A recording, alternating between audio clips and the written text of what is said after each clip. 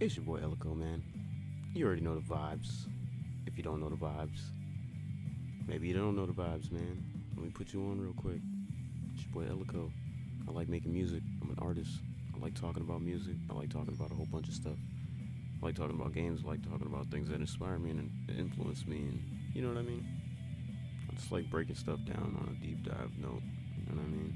I've seen a lot of hate.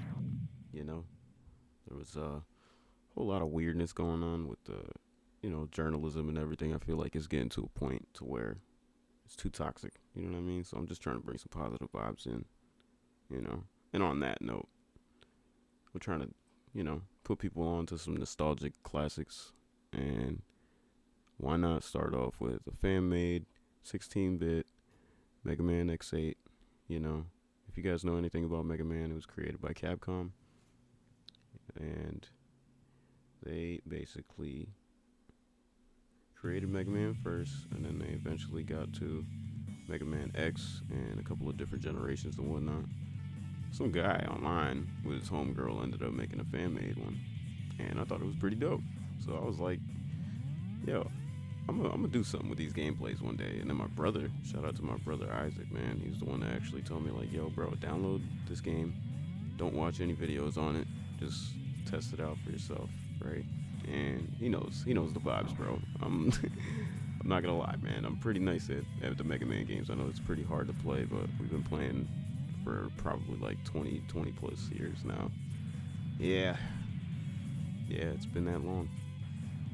So, if you've ever played Mega Man X8, it was one of the better games that they made for like the 3D vibes and whatnot. X7 didn't really have too good of the reviews. You know what I mean? Yeah, X7 was just awful, bro. The 3D, they tried to switch it up and it did not end up working out. And then the voice acting was just awful, bro. I think the only good thing about that game is genuinely like some of the levels, just the way that the levels were set up. I liked some of the stages, but for the most part, man, I pretty much hated like most of it. You know what I mean? So yeah, what we're doing here is just going through the first level, the Galapagos Islands. And if you've ever played the OG Mega Man X8, they did like a phenomenal job on this. No lie, it's a phenomenal job. I I pretty much just kind of go through this, beating all the Mavericks and mechanoids and whatnot, and robots. This is X. This is Mega Man. Um, I'm just blasting through and whatnot, trying to find any items, trying to see. I'm just testing like the fields and whatnot. This was probably like my second or third run, so I was starting to understand it a little better. I was reading like the description of the game, and they said that they were trying to make it to where the difficulty was at like Mega Man X Vets level, to where if you've played these games before, you'd be able to have like a good smooth run through, but also it'd be like it's not gonna be like easy, you know what I mean? And granted, I probably genuinely am making this look a lot easier than it actually is, because these games were tough. But I've played these games since I was before I started school. Genuinely, like my parents were playing Mega Man X on the PS1. Man, I'll be honest with you, dude. And it grew on me, man. It was like this and Ratchet and Clank. I mean, let me go back just cause. I'm gonna go back just cause this is just part of the game, man. You gotta go through every section. You know what I mean? At least that's just something I do. You feel me? Uh, Other than like the Mega Man games, I was really rocking with like the Ratchet and Clank games growing up, and I liked Street Fighter and Tekken and a lot of different RPGs, and just like missions and journey type games. You feel me? Anything with a good journey or a good mission or story or plot, I'm pretty much on it.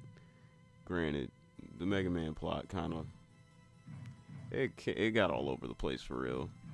So I can understand why like Capcom didn't want to like keep going with it, or couldn't find a way to like entertain the fans anymore. You know what I mean?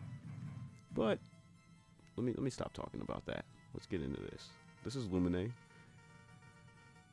from X8. the redesign is crazy, man, because this literally looks just like the first few games, like X1, X2, X3. You feel me? But they got the new vibes. We new generation Reploids enjoy complete and total immunity to all viruses. So basically, hold on, I'm gonna pause that real quick. My bad. I gotta put y'all on real quick. So Axel on X7 was a new character design that they created for like 3D games and shit like that, right? Basically, like we were kind of upset as fans because we kind of felt like they were just trying to like replace X, and he did for like the first half of the game.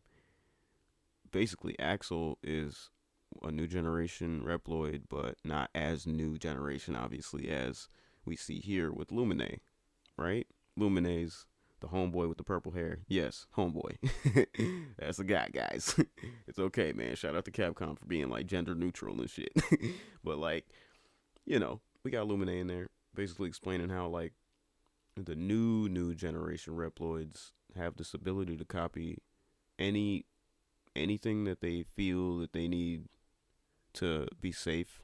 You know what I mean? If that makes sense. Whereas too with Axel, he can only copy the Mavericks or the Mavericks weapons. You know what I mean? And he can only basically copy Mavericks through his copy shot. But with them, it's just in them. That's how they're built. It's like in their DNA to be able to like replicate. You know what I mean? So yeah, Lumine pops up and whatnot. And then this happens. If you guys have ever played X8, whoever created this fan-made game, man, it killed it, bro. This is like a perfect version to like kind of break it all down in like a long story short version.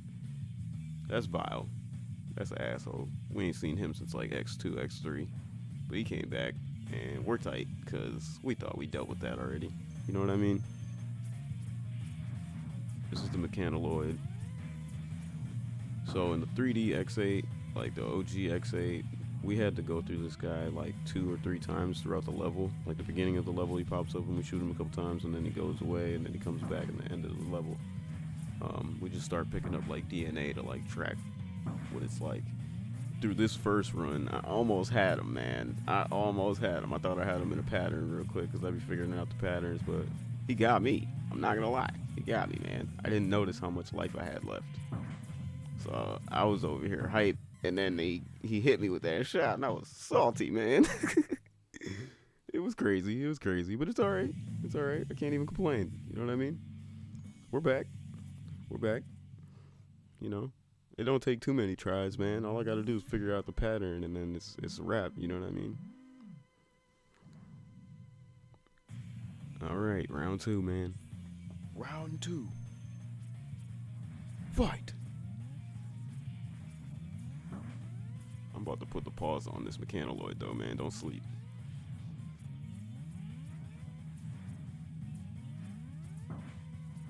Come on. Come on. Let's go. Let's go. Shooting and blasting and shooting and doing all that. I almost got him in a little pattern, but then he was like, nah, I figured you out. Mechaniloids ain't dumb, man. They might look like they might look it. Okay. Alright, we almost got him, guys. We almost got him. It's over. It's a wrap. I told y'all, man. What I tell you, man? All it takes is 2 tries, man, and I got it. I got it. And we'll be back for the main bosses. You feel me? It's your boy Alico, man.